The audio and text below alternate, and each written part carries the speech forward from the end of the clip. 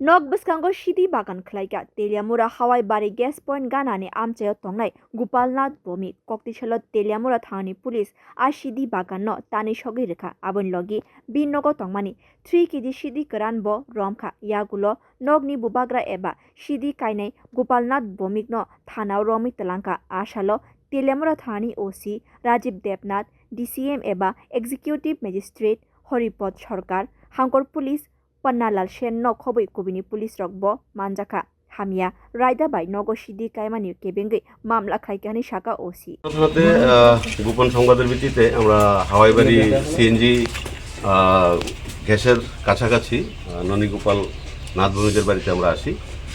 আমাদের কাছে খবর ছিল ওনার বাড়িতে গাঁজা প্ল্যান্টেশন আছে।